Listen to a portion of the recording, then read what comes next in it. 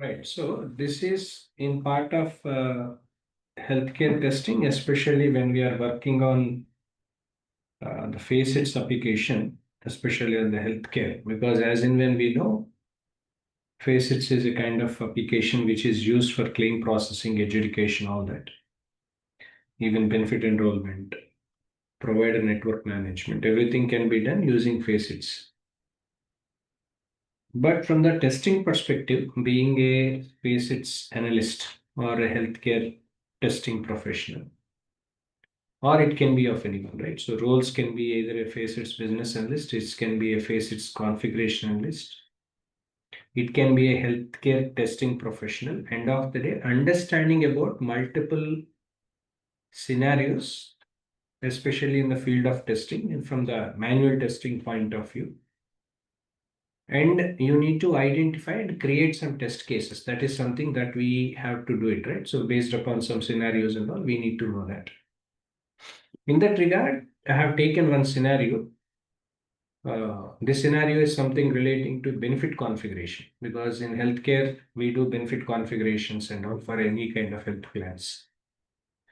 So I have taken one scenario about validating a new benefit configuration for any kind of health plan. The major objective behind this to ensure newly configured benefits for health insurance plan, either it can be HMO plans or PPO. Health HMO is a basic plan, health maintenance organization, wherein PPO stands for preferred provider organization plans in Facets, which are already existed, set up, the functioning as expected, and make sure it should not have any kind of negatively impacting with the existing configurations. That must be the objective we need to identify prior to understand the scenarios, because any scenario that we create, testing scenario, understanding the objectives is essentially important and we need to ensure that. So what are the different objectives do we have? So that we need to understand. So that's where generally this objectives comes into picture. So objective is to ensure newly configuration benefits for health insurance plans in Facets are rightly setting up. That is an objective we need to ensure. So for that, what must be the preconditions? Preconditions as follows, because there are two conditions. One is precondition, second is a post condition. Precondition means what must be available to do the testing. Okay. First of all, we must have Facets environment that must be stable. Means Facets application must be enabled in the environment in the organization which is stable and ready to use. Next, configuration changes need to be migrated to the testing environment, because what are the list of configurations that we want to make? Those configuration changes must be migrated to the testing environment. So for that, we required some test data, something like member or provider claims. All these are needed for us. So this is what generally the precondition stands for. This is a precondition you must be known with. Now there is one scenario I'm taking. There are a couple of scenarios. I'm taking one scenario. For example, one scenario is called validating benefit configuration is a scenario. So the test case ID number depends on the test cases that we prepare. So we'll be mentioning about the ID. Description is verifying deductible and copay setup for the new PPO plan. That is the actual description for a particular scenario. Because if you want to validate any benefit configuration for a particular uh, customer or a member, okay, benefit configuration of a member, we need to verify the deductibles and copay, because co-payments and all everything, right? So that need to be set up for a new preferred provider organization, which is a premium plan.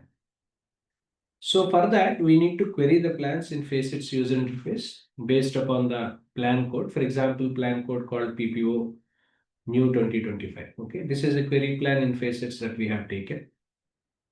Next, we need to validate the benefit configuration using different matrix values. For example, the deductibles as per the plan we have, the deductibles per USD 500 and copay was $20, for example. Okay, so we need to identify the benefit matrix values in this, validate.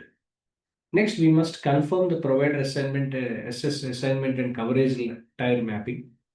These are the steps that are involved in test scenarios that we are creating. And what must be the expected result? Because there are two results. One is actual result, second is an expected result.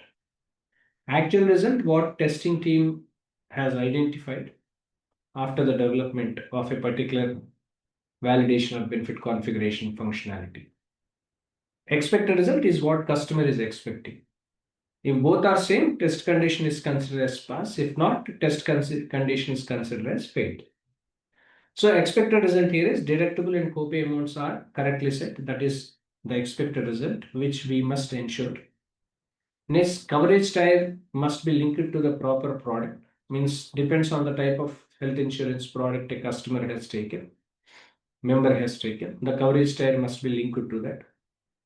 Along with this, configuration must be aligned with the business requirements that we have taken by the business analyst. So these are the expected results that we have under the first scenario. So first scenario for a particular test case that I have taken, the first test scenario is to validate the benefit configuration. This is the first scenario for a particular scenario that we have taken.